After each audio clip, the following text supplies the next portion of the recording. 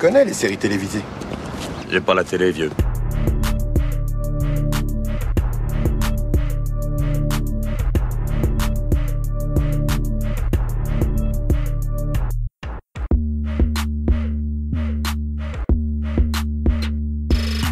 Salut à toutes, salut à tous, soyez les bienvenus dans la saison des séries, votre podcast consacré aux séries d'hier et d'aujourd'hui. Je m'appelle Junior, je suis très heureux de vous retrouver pour une nouvelle émission, j'espère que tout roule de votre côté. Avec moi, celle que vous avez pu entendre dans notre première partie de bilan, série 2024, elle était venue nous parler entre autres de la série Chaos. Salut Hélène. Salut Junior. Est-ce que tu vas bien ? Je vais très bien et toi ? Oui, nickel, en ce mois de février, post-Saint-Valentin, tout va très bien. Au programme, une série dont la saison 2 a été mise en ligne à partir de novembre 2024 sur Apple TV+, à raison d'un épisode par semaine, son nom Silo ou Silo pour les anglophones, les anglophiles, fiction qui nous plonge dans un univers post-apocalyptique où tout se passe sous terre. Un récit issu de l'imagination de l'auteur Hugh Dowey dont l'œuvre est adaptée.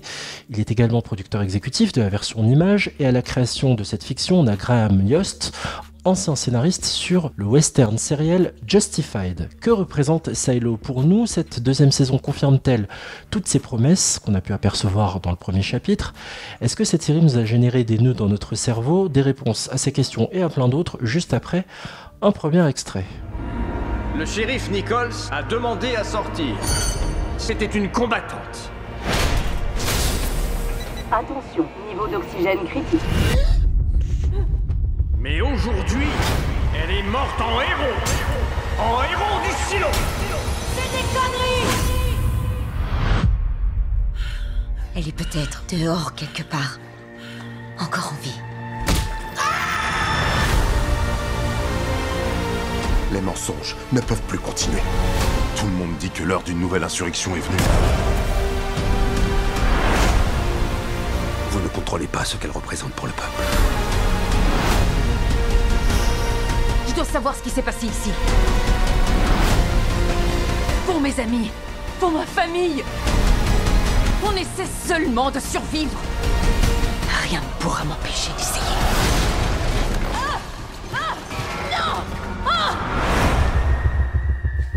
Alors, pour celles et ceux qui n'ont jamais vu Silo, je vais tenter, je dis bien tenter, de résumer la série pour que vous compreniez bien l'univers et d'où on part.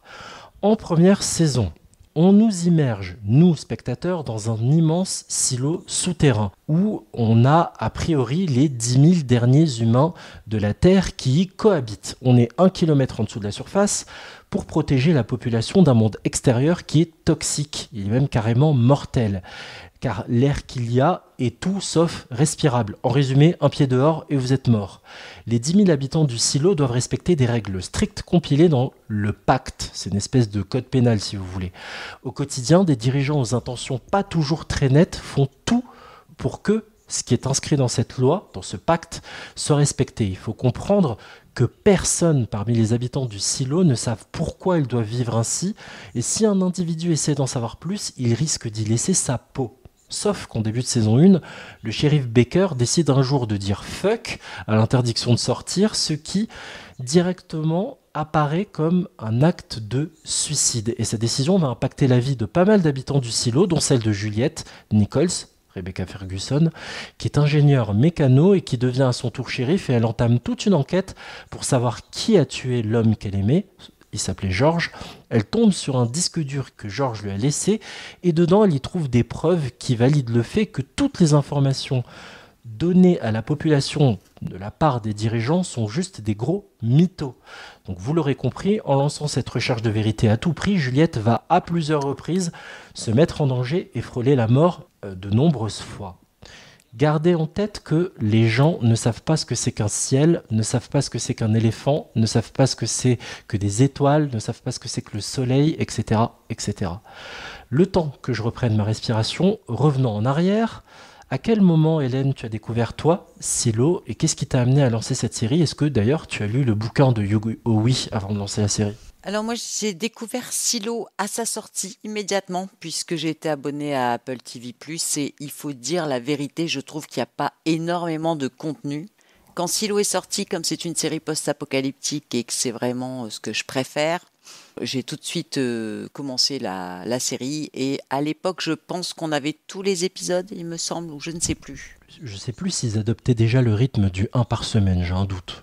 J'ai un doute aussi, mais en tout cas, j'ai regardé la saison 1 d'une traite, tellement j'ai adoré. Par contre, le bouquin est sorti en 2012, je crois, donc il est assez récent. Et je comprends mieux maintenant parce que si j'avais pensé que c'était un bouquin qui était sorti il y a plus longtemps que ça, j'aurais pas compris là en fin de saison 2 comment ils auraient pu imaginer toute cette histoire. Donc c'est un bouquin assez récent.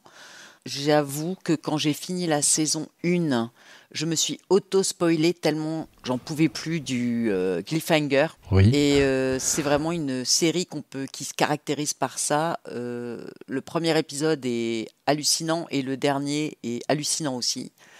T'as tout de suite envie d'enchaîner. Ça a été dur d'attendre la saison 2, mais pareil, là j'ai dû regarder. Bon, par contre, un épisode à la fois, j'ai pas pu attendre alors que j'aurais dû, tu vois. J'aurais dû attendre de pouvoir tous les enchaîner, mais j'ai pas pu. J'ai enchaîné tout de suite la saison 2 et je compte bien voir la saison 3 et je me suis déjà un peu spoilée. J'ai pas pu m'empêcher. Voilà. Bravo. Pour la saison 3, donc voilà. Non, moi j'ai découvert un peu tardivement Silo. En fait, je l'ai découverte, je crois, début 2024, parce que j'avais lu le top 10, top 15, top 20 des meilleures séries de l'année précédente, et Silo revenait tout le temps. Donc je me suis dit, bon, il faudrait peut-être qu'il serait temps que je la lance. D'autant plus qu'il y a une actrice que j'aime beaucoup, Rebecca Ferguson, que je trouve qu'elle est juste dans ce qu'elle fait, sans lui manquer de respect, être l'actrice incontournable telle une Meryl Streep ou autre. Mais je trouve que dans ce qu'elle incarne, elle est capable de jouer l'émotion et l'action, et elle l'a montré d'ailleurs dans Mission Impossible de Tom Cruise, parce que c'est là que je l'ai découverte, comme beaucoup de gens. Dans la saga, c'est le 5e, Rogue Nation, où elle apparaît pour la première fois dans une robe et dans un opéra. J'en dis pas plus si vous n'avez pas vu le film, elle est incroyable cette scène, où elle doit faire un choix en fait, et c'est assez génial, la façon dont elle apparaît dans la saga. Et voilà, je me suis dit, tiens, elle s'attaque à la série, ok, je savais même pas qu'elle avait fait d'autres séries avant, je me dis, ok, en plus un projet qu'elle porte, productrice, donc c'est ça qui m'avait motivé, puis le côté post-apocalyptique sans zombies m'a donné envie, donc je me suis dit, allons-y, et j'ai beaucoup aimé, j'ai frissonné. Vaut mieux éviter de regarder cette série dans le noir, hein. Clairement vous allez flipper aussi un peu plus parce que vous aurez parfois l'impression de tomber dans le puits comme elle, mais c'était passionnant, c'était réjouissant, et j'avais hâte de découvrir aussi cette saison 2 que j'ai binché. Voilà, j'ai regardé vraiment, j'ai attendu que tout soit sorti avant de la lancer. Pour celles et ceux qui nous écoutent, je tiens à signaler à partir de maintenant que si vous n'avez pas vu Silo saison 1 et Silo saison 2, bien sûr, tout ce qu'on va dire ne vous parlera pas, et surtout, vous allez être divulgaché. Donc, je vous invite vraiment à lancer la série et à revenir nous écouter ensuite à partir de maintenant. On va attaquer la saison 2 avant de rentrer un peu plus dans le vif du sujet. Hélène, est-ce que tu peux juste nous poser en quelques mots les enjeux de Silo saison 2, s'il te plaît ? Alors, comme tu as fait le pitch de la saison 1, on arrive en saison 2 avec une Juliette qui est sortie du silo et qui va découvrir la Terre telle qu'elle est. Donc l'enjeu du départ, c'est va-t-elle survivre déjà ? C'est vraiment la première question. Et que va-t-elle découvrir dehors ? Parce que finalement, on se doute bien qu'elle va pas mourir quand même. C'est l'héroïne. Ce serait trop dommage. Donc ouais. on sait qu'elle va survivre. Enfin, on se doute évidemment qu'elle va survivre, mais comment va-t-elle survivre ? Alors, c'est ça l'enjeu principal de la saison 2. Et le deuxième enjeu hyper important, c'est d'ailleurs les deux arcs narratifs de cette saison 2, c'est que va-t-il se passer dans le silo suite à sa sortie, puisqu'on la voit sortir et avancer, marcher, et ne pas mourir immédiatement comme tous les autres. Et que va-t-il se passer dans le silo numéro 17, puisque c'est le silo 18 ou 17 ? 18. Le sien, c'est le 18, ouais. Que va-t-il se passer dans le silo numéro 18 suite à cet événement formidable, puisqu'elle ne meurt pas immédiatement, elle ne s'écroule pas sur la colline comme tous les autres, elle ne nettoie pas l'écran. Que va-t-il se passer dans le silo numéro 18 ? Quelles vont être les conséquences de la sortie de Juliette, de sa façon de se comporter à sa sortie ? Et voilà. En effet, faut bien garder à l'esprit que quand vous sortez, vous êtes censé mourir, puisque comme je vous l'ai dit, l'air est vicié, vous pouvez pas respirer, c'est toxique, vous mourrez, sauf qu'on vous met une combinaison avec des rubans qui sont pas suffisamment adaptés pour que l'air ne ne traverse pas le ruban et que vous mouriez. Elle arrive à traverser. Alors en fait, dans la saison 1, Juliette, qui est ingénieure aux machines, comme tu as dit, qui est mécanicienne, elle a découvert qu'il y avait une histoire, enfin plus ou moins ses copains des machines ont découvert qu'il y avait une histoire de ruban, comme tu dis, qui est plus étanche. Parce qu'en fait, quand ils font sortir les gens, tout le monde sait qu'ils vont mourir, quoi. Il y a personne qui a survécu jusque maintenant depuis l'existence du silo, donc on sait qu'ils vont mourir. On ne sait pas pourquoi. On pense que c'est parce que l'air dehors est irrespirable et que même en combi ça marche pas, sauf qu'en fait, les combis, comme tu le dis, on se doute déjà dès la saison 1 que le collant n'est pas étanche pour que justement les gens meurent au bout de quelques minutes, quoi, pour dissuader tout le monde de sortir. C'est le but. Exactement, on vous envoie à l'abattoir, hein, clairement, et on en fait même un spectacle puisque vous apparaissez sur grand écran et qu'on vous voit en direct, Voilà. vous effondrer, manquer de respiration et y rester finalement. Sauf que Juliette incarne un espoir puisqu'elle a réussi à traverser, donc on se demande si elle est en vie ou non. Au casting, donc, comme je l'ai dit, Rebecca Ferguson, Lonnie Rashid Lynn, connue aussi sous son pseudo de rappeur Common, Harriet Walter, Tim Robbins, Rémi Milner, Steve Zahn et Ian Glein, entre autres. Il faut quand même dire que pour moi, je pense que cette série, le thème principal de cette série, tu as parlé tout à l'heure on a parlé tous les deux de post-apocalyptique et des acteurs. Les acteurs sont très bien choisis. D'une part parce qu'en fait, il y a beaucoup d'expressions physiques, il y a beaucoup de non-dits dans l'histoire, dans le thème. Enfin, cette série, c'est une série sur le non-dit essentiellement. Sur le pouvoir, le non-dit, la manipulation. Les fausses informations, et c'est fou comment ça résonne avec l'actualité aujourd'hui, voilà. Quand vous savez ce par quoi on passe avec Trump, avec les fake news, avec les chaînes d'opinion à la télévision... C'est assez lunaire de regarder ça, quoi. Oui, parce qu'en fait, c'est de la manipulation de population.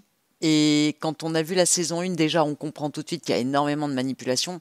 Et le problème ou pas d'ailleurs, de la sortie de Juliette, c'est que personne ne s'attendait à ce qu'elle survive. Et là, c'est branle-bas de combat en saison 2 parce que le silo, ça fait un foin terrible et c'est la rébellion.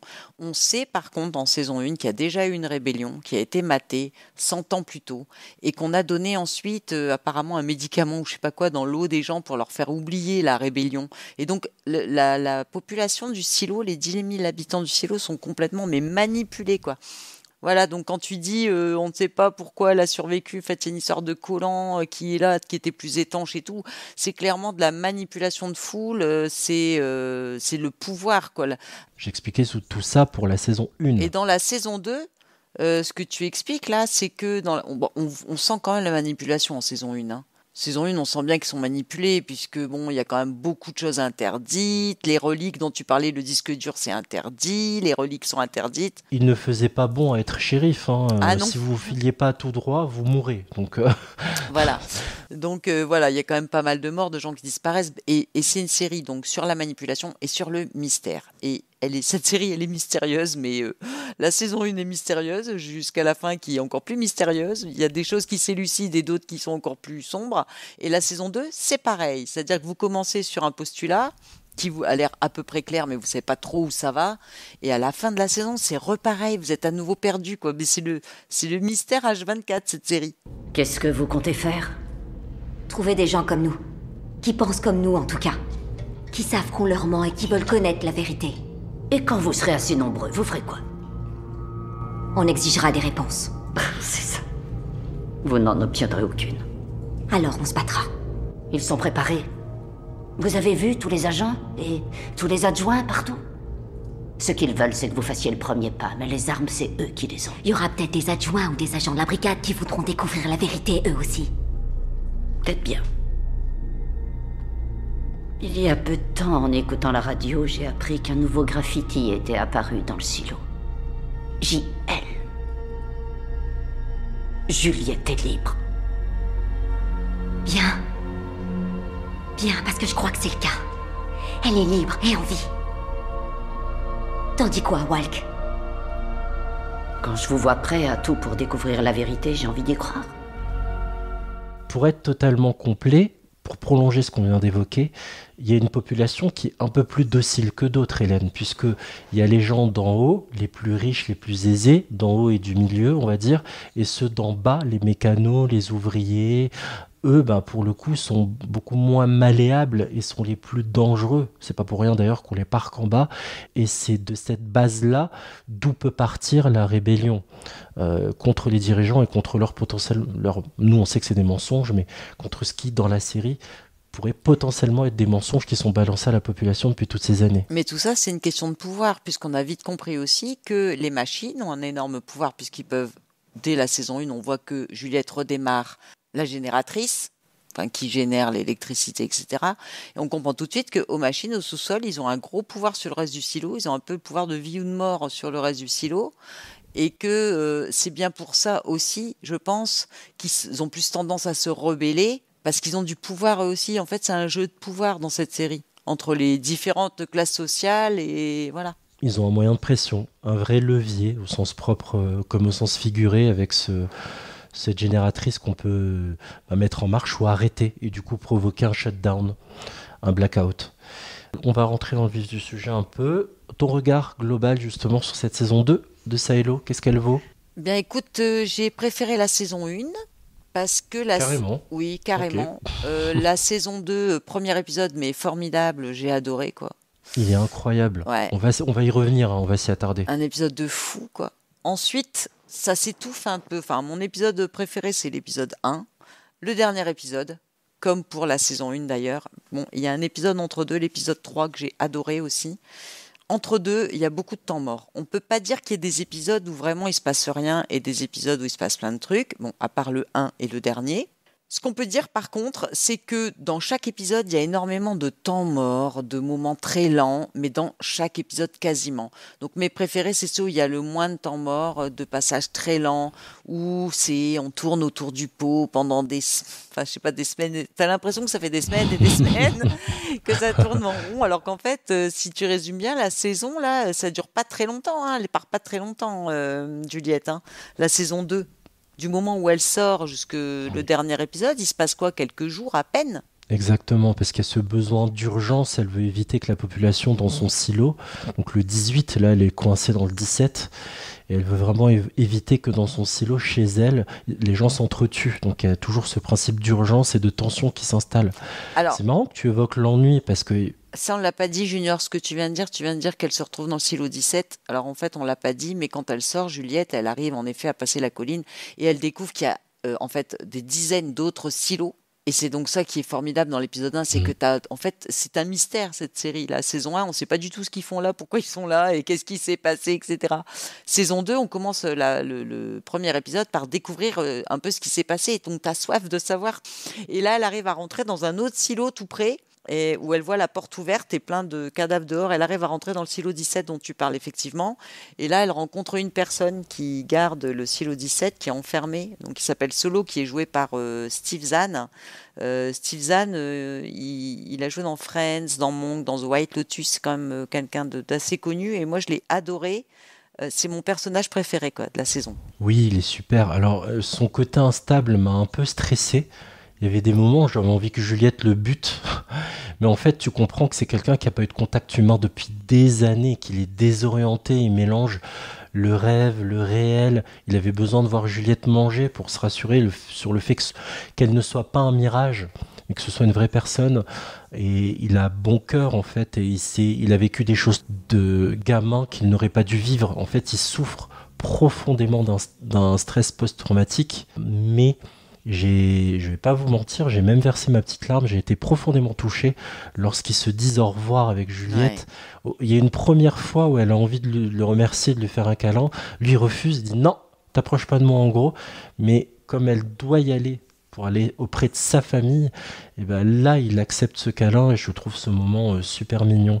Ce qui est drôle pour les fans de séries post-apocalyptiques, c'est important aussi de rejoindre une autre série qui est sortie en 2024 qui s'appelle Fallout, et ce qui est pour nous annoncé d'entrée dans Fallout, qu'il y a plusieurs vaults, des abris, est un gros cliffhanger si vous voulez, un gros rebondissement, un tournant dans l'histoire au niveau de silos, on pense qu'il n'y a qu'un seul silo en fait. On ne sait absolument pas qu'il y en a en vrai 50, ce qui est monstrueux. Mais même la population du silo ne sait pas qu'il y en a 50. Et nous non plus. Et on le découvre quand Juliette sort. Et effectivement, même en allant plus loin dans la saison 2, apparemment, il y aurait une communication entre les silos, comme dans Fallout, où ils font des échanges pour la génétique, pour essayer de diversifier un petit peu les gènes. Et d'ailleurs, ça finit très très mal hein, dans Fallout. Pour ceux qui l'ont vu, je l'ai vu, j'ai adoré. Et c'est vrai que ça fait penser à Fallout.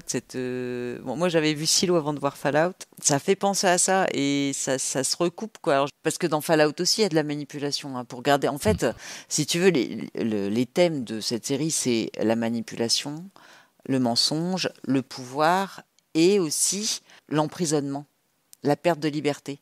Parce que tous ces gens qui sont enfermés dans le silo, en fait, ils savent pas pourquoi. Enfin, on leur dit pourquoi ils sont là, mais ils ont pas le droit de poser plus de questions. Ils savent pas pourquoi ils sont là. Ils savent pas ce qui s'est passé dans le passé. Ils savent pas l'histoire. En fait, on ne veut pas qu'ils sachent pourquoi ils sont là non plus. C'est très très évasif. Donc ils ont l'impression d'être enfermés là-dedans, mais sans qu'on leur explique quoi. On manipule les corps et les esprits, hein. Il n'y a rien de mieux pour avoir une population docile. J'aime bien cette saison. Il y a quand même des moments de bravoure, des moments d'aventure, des moments d'exploration que je trouve très beaux. Oui, on est dans quelque chose parfois d'un peu plus contemplatif, d'un peu plus lent, mais ça me va. Après, il y a quand même cette accélération qu'il y a toujours en fin de saison, épisode 9 et épisode 10, que j'ai trouvé assez plaisant.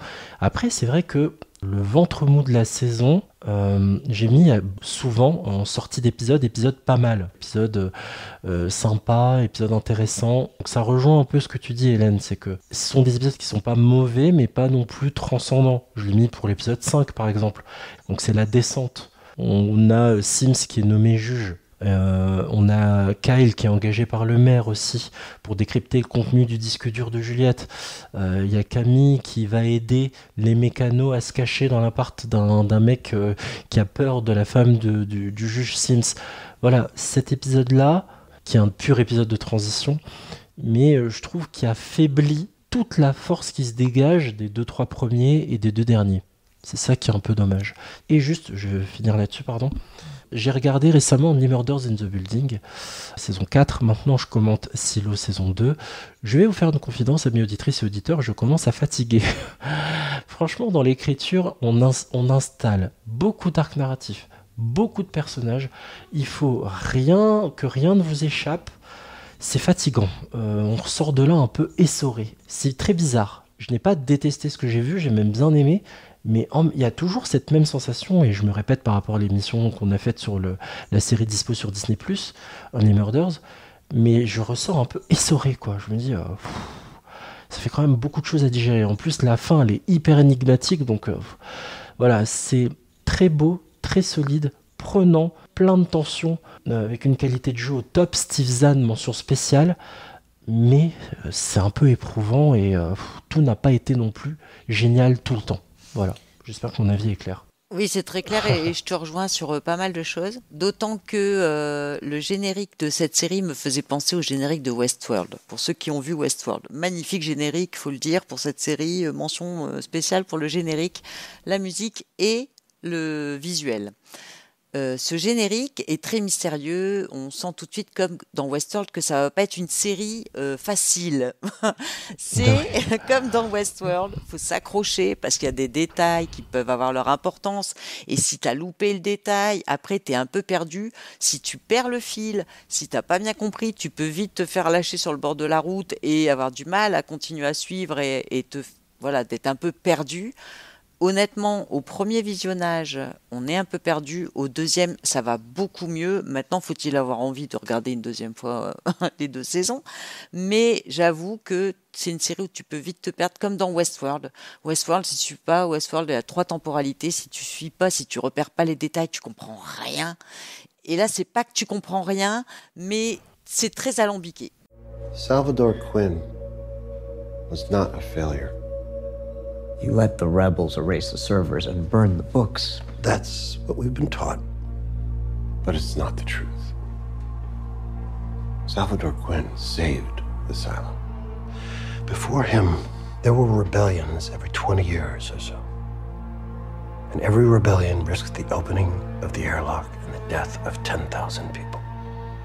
Quinn realized that part of the problem was that people knew about the rebellions that had come before. So he came up with a radical solution: sever the silo from its history. He cut off access to the servers, confiscated the books, then blamed the rebels. Then how did no one know that that's what he had done? Surely there was He someone... put something in the water, a chemical compound, a drug to make us forget. Not all at once, over the course of weeks and months and years. Après, je trouve quand même que Silo est dans un labyrinthe où il est plus facile de trouver des sorties que Westworld. Labyrinthe, Westworld, The Maze, ceux qui ont vu la série me comprendront. Mais voilà, je trouve qu'il y a quelque chose où tu te perds moins dans Silo que dans Westworld. Je trouve que Westworld, c'est quand même plus poussé en termes de superposition des arcs que tu dois comprendre pour avoir l'assemblage du puzzle, quoi. Tout à fait, mais là, dans le cadre de la manipulation, tu vois, c'est pour comprendre ce qui se passe vraiment, parce qu'on sait quand même en saison 2 que c'est pas eux qui commandent, quoi, ni les uns ni les autres, et il y a quand même une grosse annonce qui fait qu'il y a encore quelque chose au-dessus. Et d'ailleurs, le dernier épisode de la saison, on comprend, il y a encore un truc à comprendre, il y a toujours quelque chose à comprendre. Et c'est pas en termes de temporalité comme dans Westworld, là c'est plutôt en termes de manipulation. Qui tire les ficelles? C'est ça vraiment la question. Tu parles de l'espèce de voix intelligence artificielle dans la forteresse de solitude, là? Voilà, c'est l'algorithme dans la forteresse de solitude de Solo, puisqu'en fait Solo, par contre, on l'entend plus lui parler à Solo, parce qu'on l'entend parler à Sims à la fin, puisqu'il arrive avec sa femme et puis qu'il se fait envoyer bouler. On l'entend parler aussi à Bernard. On l'entend parler au juge Meadows, on l'entend parler à plein de monde, même à Lucas. Comment il s'appelait lui? Kyle, ouais. On entend qu'il y a quelqu'un qui leur parle, qu'il y a quelqu'un qui tire les ficelles, c'est là qu'on le découvre. Mais dans le silo qui est a priori où il n'y a pas de survivants, on l'entend plus. Donc est-ce qu'il a pensé comme tout le monde que tout le monde était mort et que voilà, il y a un survivant quand même, enfin plus qu'un survivant d'ailleurs. On découvre qu'il y en a plusieurs, comme quoi c'est quand même possible, mais là on n'a pas non plus les explications. C'est très mystérieux. Donc si tu suis pas tout le mouvement, tu comprends pas. Et qui est Solo, qui est cette voix, qu'est-ce que Lucas Kyle a découvert quand il doit dire un truc, tu vois, genre le scoop et tout. On lui a parlé, on lui a dit un truc, il va le répéter à quelqu'un, mais tu vois là, tu l'entends pas, tu le vois.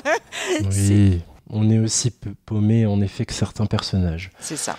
Allez, on a un peu évoqué le négatif dans la saison, mais on va essayer d'évacuer le reste. Les épisodes qui t'ont le moins parlé dans cette saison.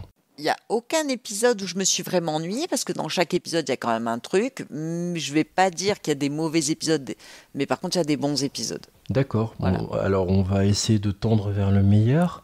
Lesquels tu pourrais nous citer qui t'ont profondément marqué? Alors moi, pour le plaisir, la satisfaction de la curiosité, le 1, je l'ai dévoré parce que j'avais trop hâte de voir la suite. Et vraiment, il est super intéressant, le premier épisode. Comme d'ailleurs le premier épisode de la saison 1, où tu découvres tout. Mais il y a tellement de choses à découvrir que t'en peux plus. Sinon, j'hésite aussi pour l'épisode où j'ai trouvé qu'il était le plus émouvant et où on apprend plein de choses, on découvre ce qui s'est un peu passé dans le passé, l'épisode 3. Donc dans l'épisode 3, c'est par exemple, il y a des scènes hyper émouvante, comme le papa de Juliette qui est dans le verger rencontre une femme, parce qu'en fait là-bas tu peux pas avoir des enfants comme tu veux, on te fait croire qu'on t'enlève ton implant, en fait on te l'enlève pas, ils sélectionnent les gens gentils, obéissants, eux on leur enlève leur implant pour qu'ils aient des enfants et les autres non. Et là on découvre que le père de Juliette, qui est médecin, qui est chargé d'enlever ou pas les implants, donc c'est encore de la manipulation même pour la descendance. Ils refont une société comme celle qu'ils voudraient. Il parle de sa fille, tu vois, et la façon dont il parle de ses enfants, c'est tellement t'as l'impression que le gars il est blasé, en fait pas du tout. Ils sont dans un verger, donc la pomme, la graine, le silo, c'est les graines aussi, quoi. Enfin un silo, c'est pour mettre des graines, tu vois. Et donc il y a toute une symbolique dans ce discours-là que j'ai trouvé super émouvante. Et puis bien sûr le dernier épisode où là tu repars à nouveau sur un nouveau truc de fou, tu dis non mais c'est pas possible, qu'est-ce qu'ils nous ont fait encore. Donc voilà. Et toi? Le 1, il est vraiment bien. Le saison 2, épisode 1, La Mécano. C'est drôle d'avoir choisi ce titre en français, d'ailleurs, qui nous rappelle qui est axé sur les compétences de Juliette. Et justement, on la voit mettre en œuvre ces compétences-là. J'adore cet épisode parce que on voit qu'elle veut rejoindre dans ce silo qui est plongé dans le noir. Vraiment, j'espère que vous avez une bonne luminosité sur votre téléviseur. Alors, on n'est pas au stade de Goth saison 8, mais on est très souvent dans des scènes avec un paysage assombri. Donc le silo qui rejoint Juliette, le 17, est vraiment plongé dans le noir. Il y a un halo de lumière à un endroit, à un certain étage, et elle essaie de le rejoindre. Sauf que entre l'escalier où elle est et cet endroit, c'est le vide. Elle peut tomber dans le fond du tunnel où il y a de l'eau. Et ce que j'adore, c'est qu'on la voit comment elle construit ce pont de fortune, de briques et de broc. On la voit effectuer des tentatives, on la voit même chuter, et j'ai eu peur pour elle. Je me suis dit merde, ils vont pas nous la tuer dès la saison 2 épisode 1. Donc j'ai beaucoup aimé ça, ces tentatives-là, de la voir lutter contre elle-même déjà pour survivre, se trouver un abri et traverser. Enfin, c'est caractéristique déjà de ce que j'avais aimé dans la saison 1. Et puis c'est ponctué de flashbacks aussi, on nous explique comment on en est arrivé à ce que ce silo soit complètement vidé de toute présence humaine. Voilà, j'ai adoré cette ambiance pleine de tension, hyper stressante et de survie. Vraiment, c'est une juxtaposition de plein de choses que j'ai adoré. Le 1, le 2 aussi, parce que, comme je le disais tout à l'heure, c'est intéressant de voir cet épisode-là, donc saison 2, épisode 2, l'ordre.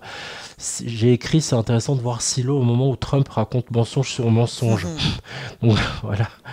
Le but, c'est de garder les gens dans le rang et éviter de semer à la fois de la panique, à la fois de l'espoir. Ça, j'ai trouvé ça très cool. J'ai beaucoup aimé aussi, je sais, tu m'aideras Hélène là-dessus, je sais plus, c'est l'avant-dernier, je crois que c'est à la fois 8 et 9, cette rencontre avec d'autres personnages en dehors de Solo ou Jimmy. Ouais, c'est ça, ça doit être l'avant-dernier, je crois. Voilà, quand elle rencontre d'autres survivants, ça m'a rappelé un peu Lost saison 2, quand on suit les naufragés et qu'à un moment donné ils rencontrent les autres. Ça m'a rappelé un peu ça. C'était en saison 2 et 3 dans Lost.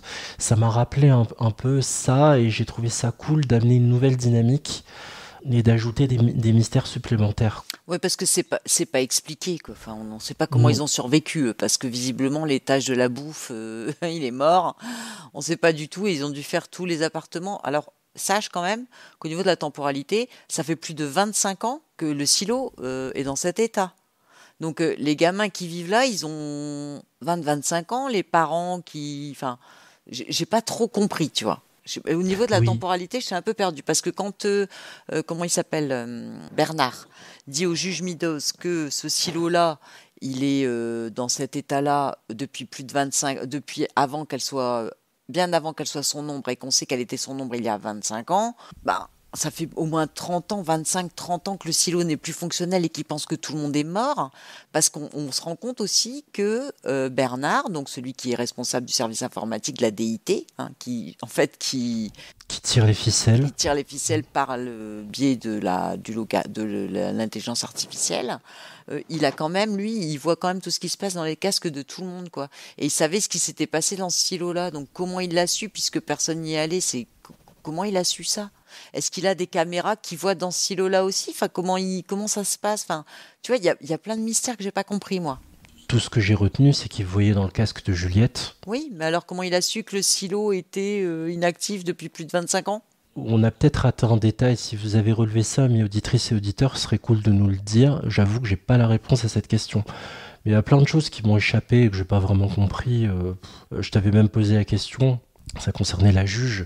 J'avais pas compris pourquoi, attention spoiler, la juge Meadows est sacrifiée littéralement par Bernard. Alors il la tue parce que, oui, elle a demandé à sortir, donc de toute façon elle était condamnée, mais c'est toute l'histoire au-delà de ça, c'est toute l'histoire de procédure de destitution de la part de Sims, destitution de la juge Meadows, que j'ai pas compris.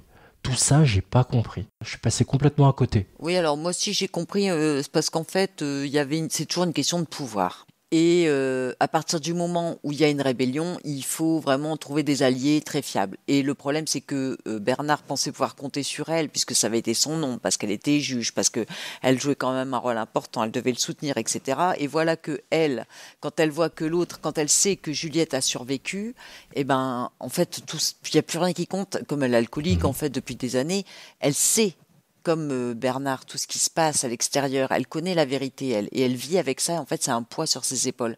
Et tu vois, Bernard, en fait, c'est le poids de la vérité. Parce que Lucas Kyle, à la fin, quand il apprend aussi, puisqu'il devient l'ombre de Bernard, Lucas qui Avinash, qui jouait dans The Walking Dead Siddiq, quand il est nommé parce qu'il doit découvrir un code ou je sais pas quoi, et qu'il découvre la vérité lui aussi, et ben il veut pas la savoir, c'est le poids de la vérité. Alors il ment à tout le monde, et cette vérité, elle est trop lourde à porter. Et donc le juge Meadows, quand elle apprend la vérité, puis qu'elle sait que elle est devenue alcoolo à cause de ça d'ailleurs, et qu'elle voit que Juliette s'en est sortie et qu'elle a réussi à marcher grâce à un nouveau collant plus étanche, elle décide de se sauver elle aussi. Ils en peuvent plus de vivre là-dedans, quoi, j'ai l'impression. Ah oui, ils deviennent tous cinglés, à l'image de Kennedy qui avait aidé Juliette et tout, qui lui a toute la vérité aussi en tête, et il prévient même le shérif Billings, donc le shérif actuel, que attention, si je vous dis la vérité, ça va pas vous plaire, ou d'autres, je sais plus quel autre personnage, pardon, mais si à partir du moment où je vais vous le dire, ça va pas vous plaire du tout. La femme de Billings qui le dit. Donc voilà, c'est tout ça qui entre en ligne de compte, c'est comment digérer l'info aussi, et justement, pour éviter la panique ou au contraire l'espoir de se dire pourquoi on vit enfermés comme des rats ici, il y a une meilleure vie dehors qui nous attend. Ah mais tu as vu que dès que Juliette a marché au-delà de la colline, tout le monde a voulu sortir aussi. On veut éviter en effet ce qui s'est passé au silo 17. Voilà, et qui est une excellente introduction d'ailleurs de la saison 2. C'est la première scène en fait. J'adore les introductions aussi qu'il y a dans cette saison, comme celle de la saison 2, où on a l'impression quasiment d'être dans une autre série avant de retrouver toutes les ambiances qu'on connaît bien, et ça je trouve ça assez bien foutu. Lucas Kyle, why are you here? I was given instructions. By whom? Salvador Quinn. Before you, only 3 people have reached this door. Salvador Quinn, Mary Meadows, and George Wilkins. I did not speak with Wilkins. Quinn and Meadows were both given the same directive you will now receive. If you speak to anyone about this conversation, or what you have seen down here, we will have no choice but to initiate the safeguard. Do you know what the safeguard is, Mr. Kyle? I do. Et il faut savoir quand même que dans le silo 17, s'il y a eu une rébellion, c'est parce que quelqu'un est sorti et qu'il est parti lui aussi au-delà de la colline et qu'il a survécu comme Juliette. Et c'est ça qui a poussé à la rébellion. Ça fait plus de 300 ans qu'ils ont sauvé une partie de l'humanité dans des silos comme ça. Il y en a plus de 50 et ça, ils ne le savent pas. Ils croient qu'ils sont les derniers survivants, qui sont là-dedans. Ils vivent comme des tops. Ils savent qu'il y a des reliques. Ils savent qu'on leur cache des secrets, mais ils deviennent fous en fait. Alors les reliques sont pour ceux qui n'ont pas vu la série mais qui nous écoutent quand même, sont des objets en fait du quotidien d'aujourd'hui mais qui sont interdits là-bas parce que ça a un lien avec le passé. On est dans une série qui est en avance sur notre temporalité actuelle, On est en 2100 et quelques, on n'a pas l'année mais ça peut être ça quoi. Plus que ça puisque c'est 300 ans après la période actuelle. 2300 alors pardon. 2000, ouais. Et ils n'ont pas droit d'avoir les objets que nous on a, les objets du quotidien, donc c'est assez drôle quoi. Justement pour rester dans ce travail de compréhension un peu du système dans le silo, ce qui m'intéresse aussi c'est de savoir, parce que comme Alias, avec ça parlera à celles qui ont vu la série, la mythologie, la prophétie de Rambaldi, là il y a toute cette mythologie autour de Salvador Quinn. Est-ce que toi justement dans les questions que tu te poses ça t'a passionné? Non, j'ai rien compris. Toi non plus? J'ai pas tout compris, je dois avouer, j'ai juste retenu cette date précieuse des 140 années plus tôt. Où ils ont dû effacer la mémoire de tout le monde à cause de ce gars-là qui avait découvert je ne sais quoi, mais c'est vraiment difficile aussi, je trouve, d'accès. C'est pour ça que je suis sorti de là un peu éprouvé, en mode, encore une fois, beaucoup d'informations, beaucoup de personnages. Je suis désolé, les fidèles qui m'ont entendu dans Only Murders in the Building, de se dire Junior, il est vraiment fatigué, il a besoin. Ne vous inquiétez pas, je me repose. Mais c'est les séries, en fait, dans leur exigence, qui nous demandent beaucoup, je trouve. Attention au trop-plein. Regardez Silo, vous allez comprendre. Parce qu'on a des acteurs, tiens, parce que moi j'avais envie de faire un petit aparté. On a des acteurs de Silo qui ont joué dans des séries que j'adore et qui sont carrément légères par rapport à Silo, qui est super compliqué. On a par exemple une actrice qui a joué dans Ted Lasso, c'était la maman de Rebecca dans Ted Lasso, qui était extra dans cette série, et dans Downton Abbey aussi, où elle était beaucoup moins rigolote. Et là, elle joue Martha Walker, donc c'est Harriet Walter, elle joue Martha Walker, et là, elle, pareil, quoi. Je sais pas. J'ai même pas reconnu, alors qu'on a commenté Ted Lasso saison 2 il y a pas longtemps, et c'est là où on la voit le plus. Non, mais elle a une coiffure improbable, donc c'est sûrement pour ça. Mais il y avait aussi, par exemple, donc Steve Zahn, là, dont on a parlé, Solo, qui a joué dans Friends, dans The White Lotus, et qui est quelqu'un de plutôt drôle à la base. On a aussi donc Robert Sims, là, il devient juge à la fin. Il remplace la juge Meadows, qui a joué dans John Wick. Alors lui, par contre, oui, c'est pas un rigolo. Et on a aussi le père de Juliette. Alors moi, honnêtement, quand j'ai regardé cette série, c'était pour Rebecca Ferguson, dont tu as parlé. Toi, tu l'as découverte dans Mission Impossible. Mais moi, je l'avais vue aussi dans The White Queen, série sur la dynastie des rois d'Angleterre, la bataille des roses, où ils s'assassinent entre cousins et cousines. Et je l'ai découverte là-dedans, je l'avais trouvée super. Et il y a aussi Ian Glenn, donc le docteur Pete Nichols, le père de Juliette dans la série, qui a joué lui dans Game of Thrones, c'était Jorah Mormont. Bien sûr. Donc ils ont un casting d'acteurs comme ça, qui ont joué soit dans des trucs très rigolos, des rôles très légers, et là tu les vois jouer des rôles mais très compliqués, tout est sombre, et il faut pas croire qu'il y a un rôle qui va vous faire rire, ou un truc qui va être léger, ou quelqu'un qui va être là, on sait pas trop pourquoi, mais qui sert pas à grand chose. En fait, tout est compliqué. Donc c'est pour ça que Junior est très fatigué, parce que non mais là on veut du léger là.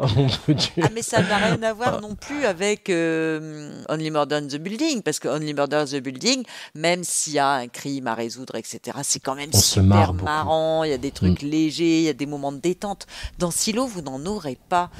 Malheureusement. Voilà, les seuls moments de détente, plus ou moins, que vous aurez, c'est les moments émotion dont j'ai parlé, et dont tu as parlé aussi, des scènes où il y a de l'émotion, parce que c'était tellement sombre et tellement compliqué que les moments d'émotion comme ça, ils prennent toute leur valeur, et on les voit comme des petites perles qui sont posées, ou comme des cerises sur le gâteau. Enfin, tu vois, c'est chouette, quoi.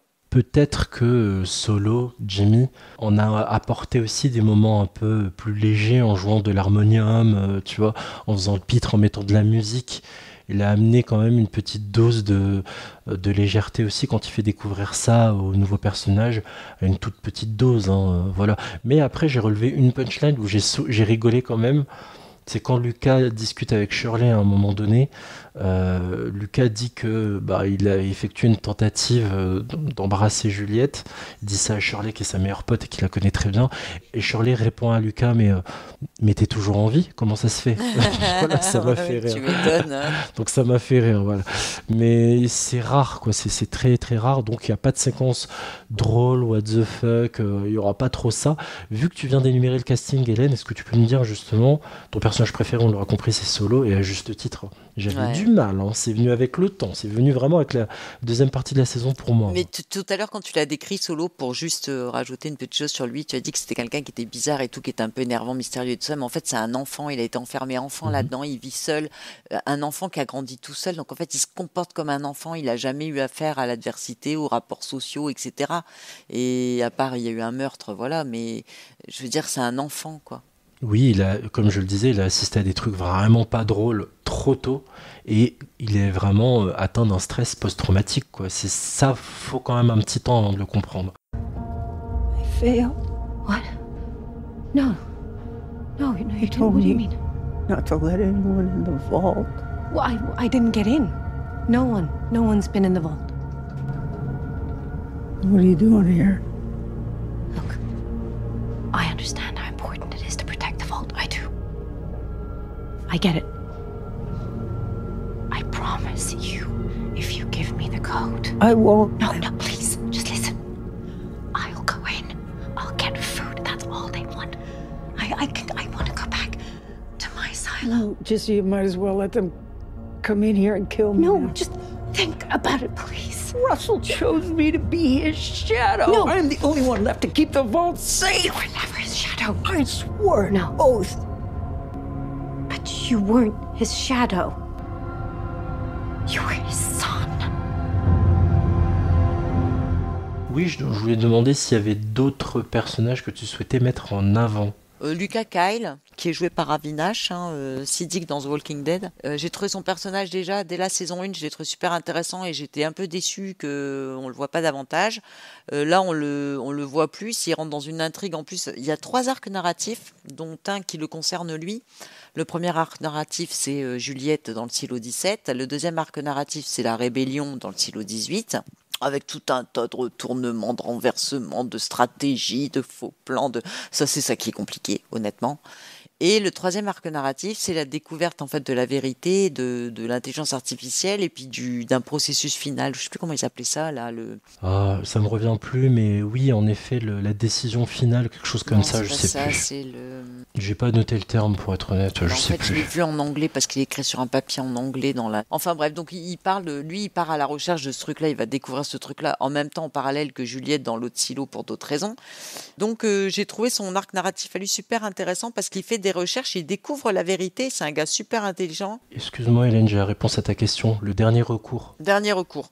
Et donc lui il fait des recherches, il doit décoder un truc et tout, c'est super intéressant et donc tu as une petite énigme à côté avec lui et il découvre quelque chose à la fin qui est super important apparemment. Mais et qui le dégoûte à tout jamais même de vivre quoi. Donc tu te rends compte que ce truc là, bon tu sais ce que c'est en gros mais t'as pas les détails, tu sais pas comment ça se déclenche et là tu penses que ça va se déclencher donc c'est un peu mystérieux aussi bien sûr mais pas compliqué. J'aime bien son personnage aussi, Lucas Kyle, parce que il s'est comporté comme un lâche en saison 1. En revanche, peut-être par jalousie, j'assume, mais ça m'intéressait pas qu'il se rapproche de Juliette Nichols en fait en saison 1, parce qu'elle était en train de faire son deuil. Il a tout de suite la relancé une histoire d'amour. Je me suis dit, oh non, j'espère qu'ils vont pas faire ça, j'espère qu'ils vont pas le faire. Ils l'ont pas fait. C'est une ville de 10 000 personnes. Tu comprends bien que le choix est très très restreint. Donc le pauvre, il en trouvait une qui était pas trop mal. Tu peux pas lui reprocher d'avoir essayé de prendre la place qui est encore chaude, que c'est pas possible. Oui, bon, elle est jolie comme tout. Mais non, je voulais pas qu'il y ait d'histoire de sentimentale. Mais ce que j'aime beaucoup, c'est que on sent dans le processus de la saison 2 qu'il y a un rachat du personnage de Kyle en fait qui s'est comporté comme un lâche et comment il peut arrêter d'être passif et devenir proactif et vraiment travailler à renverser la table, qu'on aille chercher toute la poussière qui a été cachée sous le tapis et qu'on sorte les vérités de bonne fois pour toutes quoi. Et ça j'ai trouvé ça très cool. Il le fait avec un certain panache en plus. C'est clair. Ça a souligné quand il dit je ne veux plus être votre ombre, je démissionne. Ça c'était très cool. Et qui va voir sa mère. Et tu vois, il y a toute une notion là justement de génération, de parentalité dans cette saison 2 qu'on ressent quand même moins à la saison 1. Enfin, je trouve, qui remet un peu en lumière, qui met un peu plus d'éclairage sur les émotions des gens et on comprend mieux leur état d'esprit, on comprend mieux la rébellion aussi grâce à ça. Parce qu'au départ, tu dis c'est tous des moutons. Puis en fait, non, tu te rends compte que les émotions... Là, ils reviennent souvent sur la famille, la honte d'une famille, comme celui qui avait écrit le code, là, que Lucas doit déchiffrer. Ils reviennent sur sa famille qui supporte la honte de ce qu'il avait fait. Ils l'ont fait passer pour un traître. Quelqu'un qui avait failli faire sombrer le silo, un coupable, en fait. Alors qu'en fait, ce gars, il avait sauvé le silo, tu vois. Donc... Et on revient un peu sur les générations, ce qui fait que ce qu'on essaie d'empêcher les gens de faire dans cette série, c'est de connaître le passé, de remonter en arrière, de savoir ce qui s'est passé avant, leur histoire. Et là, on voit que finalement, ce qui les pousse à la rébellion, c'est pas seulement le fait que Juliette soit sortie et donc la possibilité de sortir de ce trou, c'est le cas de le dire, c'est aussi que leur passé leur manque. On essaie de les faire vivre sans racines, sans passé, sans histoire. Et visiblement, tu vois, l'émotion dans la série, elle est mise là-dessus. Et qu'on ment sur le passé pour mieux faire avaler certaines choses. Ouais. Pour mieux faire avaler certaines choses. Ça me rappelle quelque chose. Allez, c'est un peu ça aussi que raconte Silo, en fait. C'est comment on empêche l'accès à de réelles informations concernant tel individu ou tel passé historique pour en édulcorer, rendre ça plus facile à ingérer pour un peuple qui ne sait pas réfléchir par lui-même. Et je te rejoins complètement par rapport à tout ce que tu as pu dire précédemment. On travaille beaucoup la psychologie des personnages et les mécanos sont pas juste des gros bourrins en fait, qui savent juste démonter. Ah mais c'est des mécanos, donc trucs. Au contraire, ils ont du raisonnement. Et ça j'aime beaucoup. Et c'est ça qui les interpelle, c'est le raisonnement. C'est que quand la machine tombe en panne et qu'ils voient qu'il y a de l'électricité qu'au DIT, l'endroit où il y a l'intelligence artificielle, mais ça on le sait pas encore, une zone en fait qui est autonome et qui dépend pas de la machine. En fait, les gens finissent par avoir de la réflexion. Et puis, par contre, moi, il y a un truc que j'ai pas compris. Alors, tu vas peut-être pouvoir m'éclairer. C'est le nouveau shérif qui est nommé, enfin, qui était l'adjoint de Juliette avant qu'elle sorte et qui est nommé ensuite shérif. Paul Billings. Tremblement, voilà, il avait des tremblements, etc. On sait pas trop. Et apparemment, ils empoisonnent les gens, quoi. Oui, parce que ces plantes médicinales qu'il prend et qui sont censées aider à réduire, à réguler, voire stopper ces tremblements, il n'en prend plus. Et finalement, hop, il va mieux. Et, je sais plus si tu te souviens, Hélène, mais il y a un personnage qui parle à Paul, mais c'est sa femme, je crois. Il y a sa femme et un autre personnage aussi qui lui parle de ces tremblements et qui lui explique que quand il est sur la bonne voie dans les choses qu'il entreprend en tant que shérif, c'est ça qui fait qu'il va bien. Je sais pas si ça te parle. Ouais, c'était à la fin, ça, c'est un de ses collègues ou je sais pas qui lui dit non, mais tes tremblements, depuis que tu fais les choses en écoutant tes tripes, tes actes sont en accord avec ce que tu penses, depuis que tu es un peu tu réfléchis par toi-même en quelque sorte. Puis parce qu'en fait le mec il est hyper, il adhère à fond au pacte. Et là il commence à se libérer du pacte en fait et il commence par penser par lui-même en fait.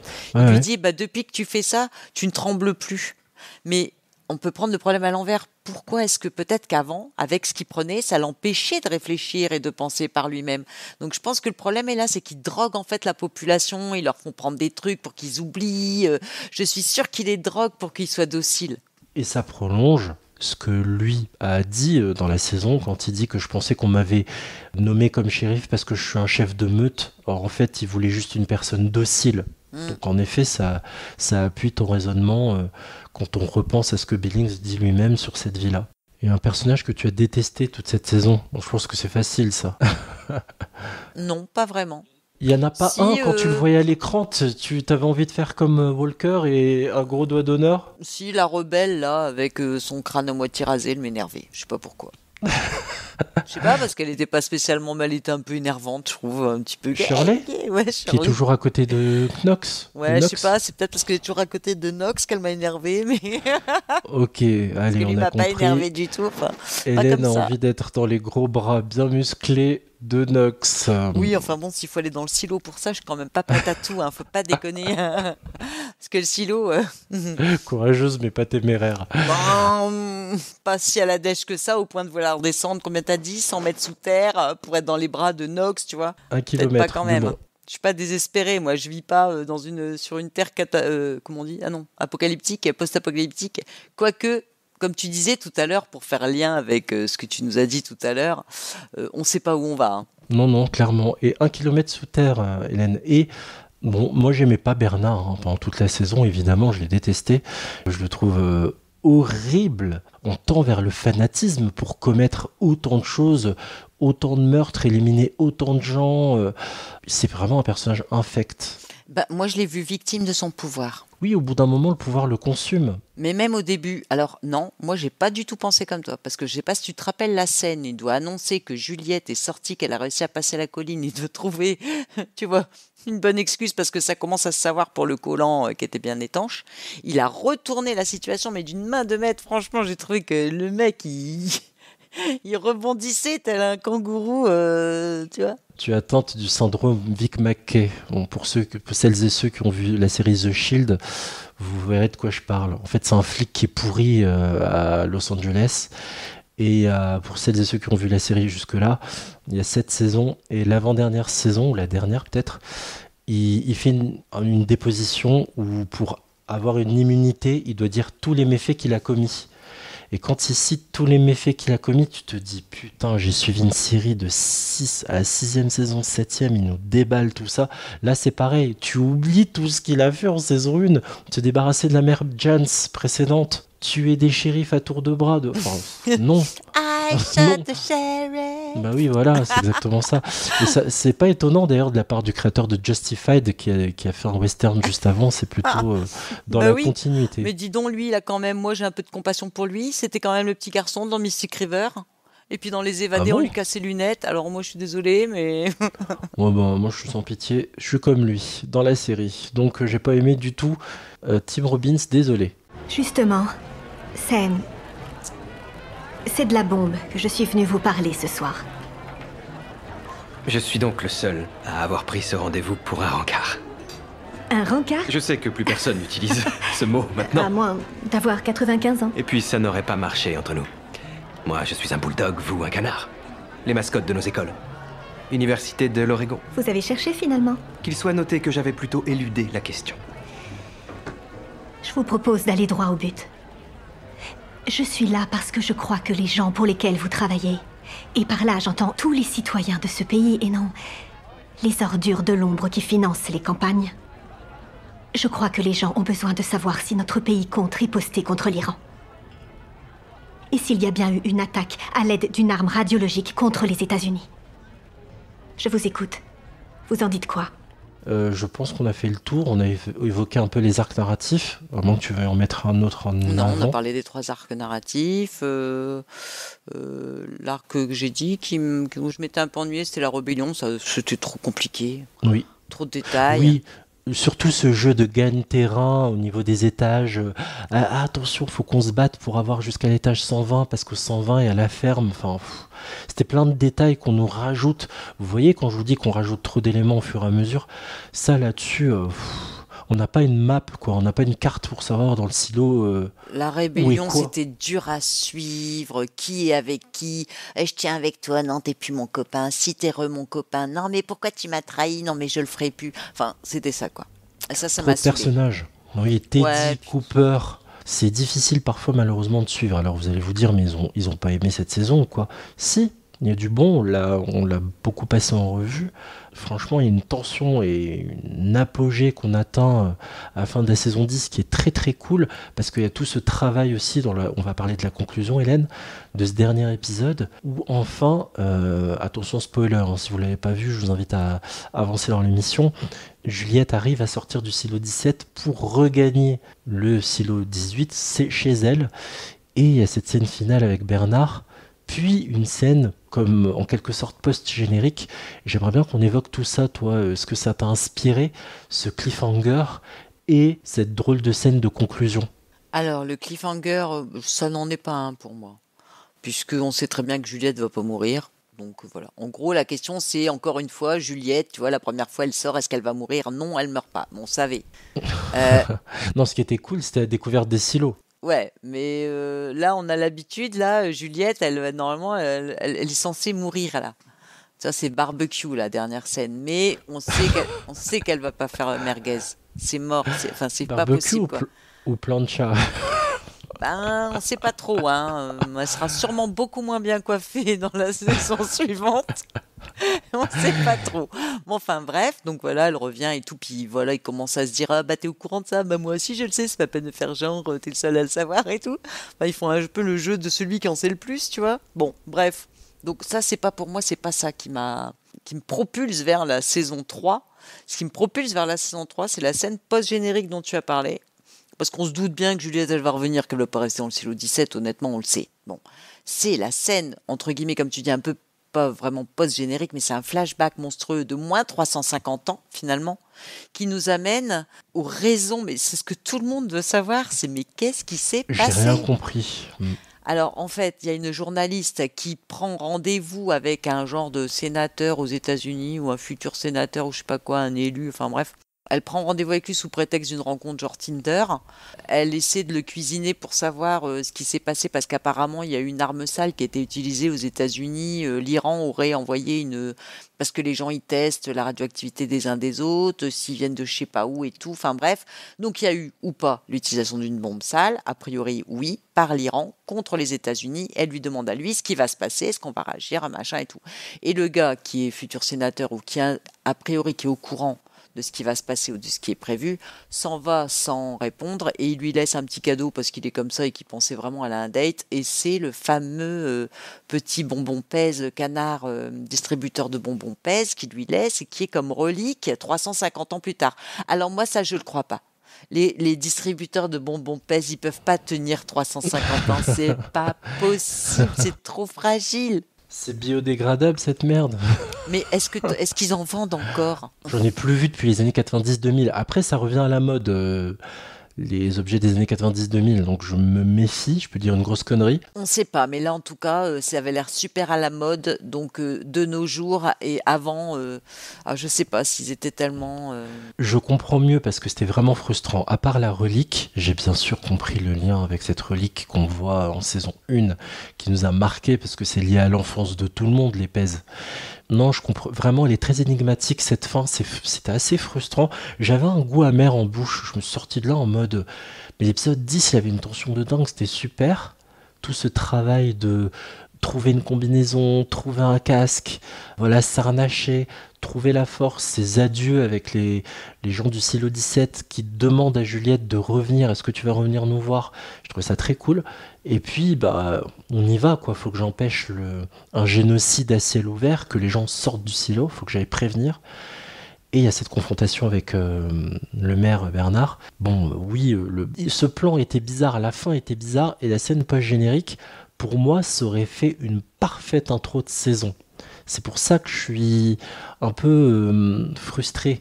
J'aurais aimé que ce soit un début de saison, comme le début de saison avec cette foule qui essayait de sortir du silo en se disant c'est bon, on va pouvoir respirer, découvrir le ciel, la vie dehors. Je voulais que ce soit un pré-générique et hop, on attaque une nouvelle saison, on a tout de suite les réponses. Là, c'est le même phénomène qu'en saison 1 où ils auraient pu nous arrêter au moment où Juliette sortait, mais ils nous ont pas arrêté là, ils nous ont arrêté, Juliette sort et elle voit des dizaines de silos, puisqu'il y en a 50 apparemment, des dizaines de silos étalés devant elle. Donc c'est un peu pareil, tu sais, ils nous mettent quand même une carotte quoi pour voilà, parce que sinon si tu sais juste pas ce qui va se passer, là ils te lancent en fait sur autre chose. Il te lance sur une énigme qui va être résolue, tu vois, il te donne une réponse. Oui, ils parlent, en fait, ils anticipent sur, sur la catastrophe mondiale qui les attend et qui va amener à la construction des silos. Ok. Alors la construction, je sais pas s'ils sont pas déjà construits à cette époque-là, mais parce que a priori, oui, il y en a quand même il y en a beaucoup, et puis ça doit pas être le genre de truc que tu construis comme ça. En quelques années, c'est pas possible. Et puis comment ils ont été construits sans que les gens s'en rendent compte, parce que ça a l'air pas très loin de la ville. Je sais pas, on sait pas trop. Et moi j'ai hâte de savoir en fait, tu vois, c'est ça qui fait que je me suis auto-spoilée encore une fois. Là, je suis allée, j'ai pas pu m'empêcher. Bon, je vais pas vous dire ce que j'ai découvert. Mais... Est-ce que tu as vu, Hélène, en gros, la saison 1 et 2, c'est l'adaptation du tome 1 de Silo? Oui, je crois que la 2 aussi. Après, je crois qu'ils ont rajouté quelques trucs. Je sais que ça colle pas exactement pile au livre. Il y a genre des personnages peut-être qui ont été rajoutés. Arrêtez-moi si je me trompe. Mais non, le tome 1, c'est les 2 premières saisons là. C'est ça. Et la saison 3, donc, va suivre le cours du tome 2 de Hugh Howey qui s'appelle Shift. Donc là, on va explorer les origines du silo. Ouais, et des silos. Voilà, et la fin là de la saison 2, c'est pas celle que Hugh Howey avait prévue. D'accord. Voilà. Bon. C'est pas les 2 personnes qui se retrouvent à la fin dans le barbecue, c'est pas Juliette et le juge et le maire. Voilà. Ce sera le nom de l'épisode, Silo. Un finish dans le barbecue. Barbecue entre voisins, la fête des voisins, on va l'appeler.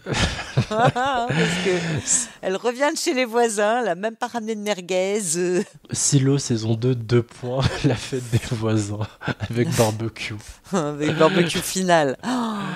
N'importe quoi. Bon, on espère en tout cas qu'on n'est pas trop parti dans tous les sens et que c'est à peu près clair pour vous. C'était soit barbecue, soit saumon fumé, puisqu'ils voulaient les gazer tous. Donc, visiblement, c'était soit saumon fumé, viande fumée, soit barbecue. On a choisi le barbecue. En tout cas, on espère vous avoir donné envie de découvrir cette série qui s'appelle Silo. C'est disponible sur Apple TV+, 2 saisons et 20 épisodes au total à ce jour. Donc la saison 3 arrivera pas avant 2026. Alors moi j'espère que vous l'avez vu et qu'on ne vous a pas spoilé, parce que là on a vraiment beaucoup dévoilé beaucoup de choses. Donc j'espère que en fait c'est juste un échange, et que comme c'est une série qui pose question, et ça fait du bien d'échanger dessus, parce que du coup tu comprends soit des trucs ou il y a des trucs que tu n'avais pas repérés. J'espère que ça vous aura au moins servi à ça. Oui, au moins, qu'on serve à quelque chose. Voilà.